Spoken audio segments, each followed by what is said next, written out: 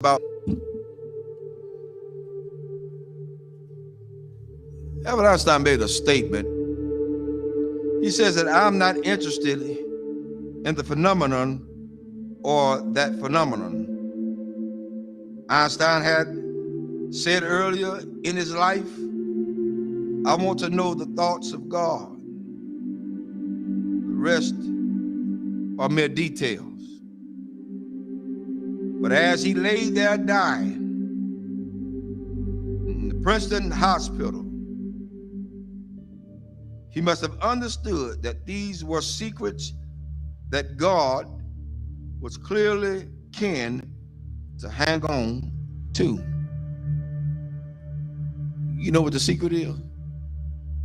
Love. Love. Love.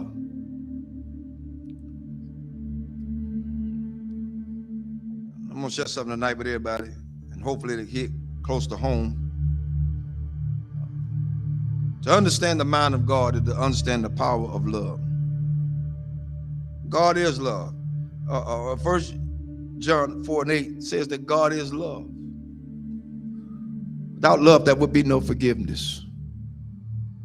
Without love, there would be no structure. Without love, there would be no mercy. Without love, there would be no kindness. Without love, everything else would go completely out the window. I learned this week.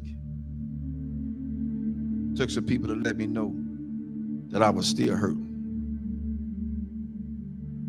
I'm gonna let everybody know tonight. This is my reality.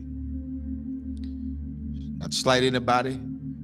A lot of things that I know I hadn't always done right, hadn't been right. But I had an incident this week to wake me up real good.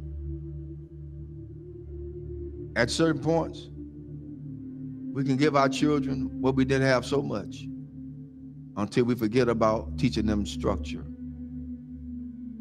This week, I learned at some point you won't be respected.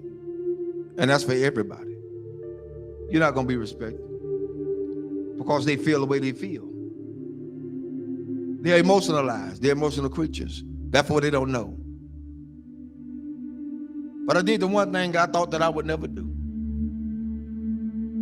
Turn and walk. That's where I was. But I found out that I had a whole halo of hurt that I'd never been released from.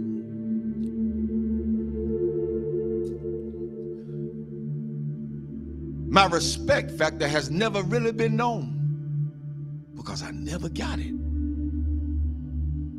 Never got it. People say they respect you. Say they love you.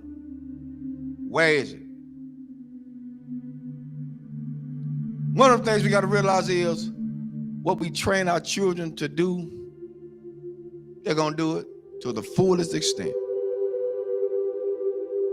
If you let them be into your business as adults, then they're going to have all rights and privileges to say what they want to say, not knowing the outcome of what could be. But I learned something. Even though I went through all that hurt and I'm still hurting, that's all right. I don't mind it. I'm going to go through this thing. I'm going to go through it. Because at this point, I don't owe nobody nothing. I owe God himself. For me, I did what I needed to do and walked away. I did what I had to do and walk away.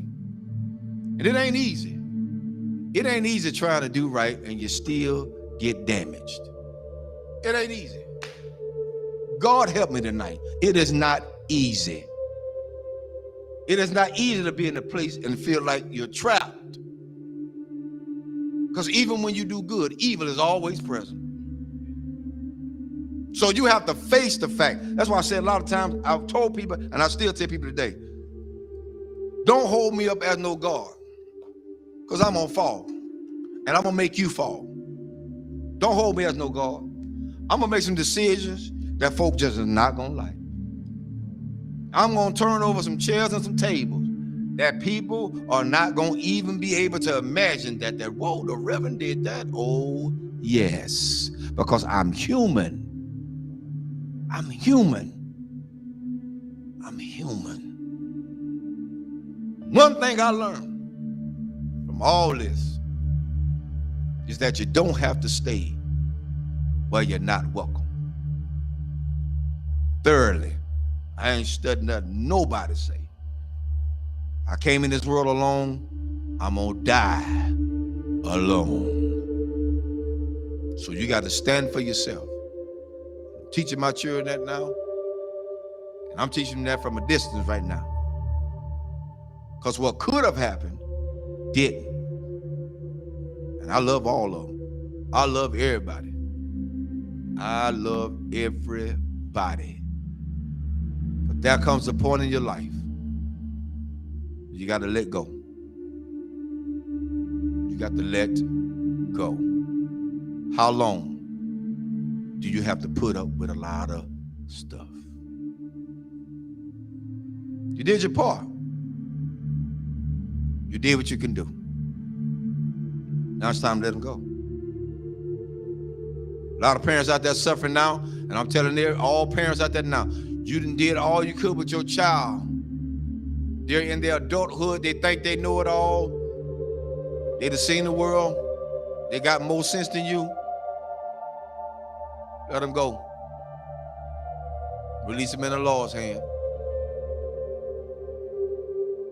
If you get in the way, you get in the way of God's hand. Get out the way. Because whatever God got for them, that's what he's going to get. Well, that's how it is. Children shouldn't be involved in the parents' business. Amen. I'll say it again. Children should not be involved in their parents' business. Whatever go on between those two, that's their problem. Not the children. But the children are affected by it. But guess what? It's up to those parents to sit the children down and talk to them together, not apart. Together. Together. You want to stop a whole lot of confusion? Talk about it together. You don't want to break down the communication? Talk about it together. At this point for me going forward, that's what we're going to do. And if they can't do that,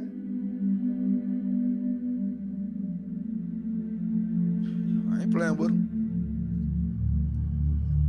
There's a lot you can do. And God help me. I'm strong as an ox. But the Lord is a protector and a shield from everything. And Lord help me, I got the scars to prove it. Cried many a days. But I ain't got to cry no more. My mind's made up.